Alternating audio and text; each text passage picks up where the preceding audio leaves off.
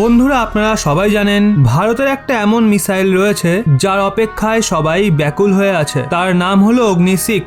অপেক্ষা এর জন্য রয়েছে কারণ যেই দিন এই মিসাইল তৈরি হয়ে যাবে ওই দিন ভারত 10,000 কিলোমিটারের ব্যারিয়ার ভেঙে বিশ্বের স্পেশাল একটা ক্লাবে সামিল হয়ে যাবে। আজ্ঞে হ্যাঁ, বিশ্বে হাতে গোনা এমন কটাই দেশ রয়েছে যাদের কাছে 10,000 কিলোমিটারের থেকে বেশি রেঞ্জের মিসাইল মজুত রয়েছে। যখনই ভারত অগ্নি-6 বানিয়ে ফেলবে আমরা ওই ক্লাবে সামিল হয়ে যাব আর বিশ্বে ভারত অনেক বড় সৈন্য সুপার পাওয়ার রূপে পরিচিতি পাবে। কিন্তু আজ আমরা অগ্নি-6 এর ব্যাপারে কথা কেন বলছি? কারণ এটাকে নিয়ে তুমুল চর্চা শুরু হয়ে গেছে। গত 3 মাস ধরে লাগাতার অগ্নি-6 নিয়ে কোনো না কোনো আপডেট বেরিয়ে আসছে। আজ একবার পুনরায় অগ্নি-6 নিয়ে বড় খবর এসছে। আসলে বলা এটা হয়েছে, অগ্নি-6 কে নিয়ে যে টেস্টিং ডেট রয়েছে তা মোটামুটি নিশ্চিত হয়ে গেছে। আগামী 2 বছরের মধ্যে অর্থাৎ 2024-এর শেষে বা 2025-এর শুরুতে এর প্রথম পরীক্ষা করা হবে। এটুকুই নয়, অনেক রিপোর্ট এমনও বেরিয়েছে যাতে এটা বলা হয়েছে যে অগ্নি-6 মিসাইল রয়েছে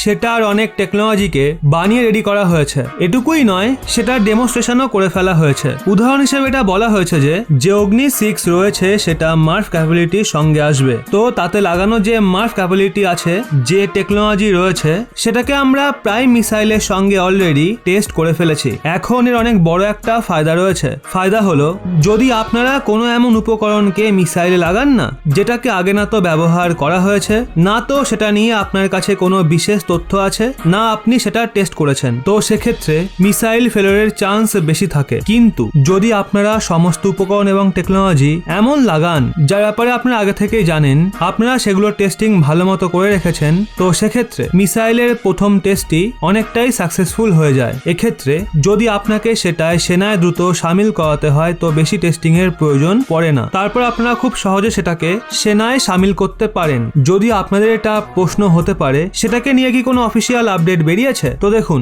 শেষবার এর যে অফিসিয়াল খবর আমরা পেয়েছিলাম সেটা 2013-এ। ওই সময় অগ্নি-5 তৈরি হয়েছিল আর ডিআরডিওর যে চিফ ছিল ওই সময় উনি বলেছিলেন 5 এর পর আমরা অগ্নি-6ও বানাবো। কিন্তু মনে আছে তারপর সেই কথা নিয়ে অনেক হট্টগোল হয়। কেন? কারণ পশ্চিমী দেশ ও তাদের মিডিয়া এটাই বলতে থাকে ভারতের অগ্নি-6 এর প্রয়োজন কি রয়েছে।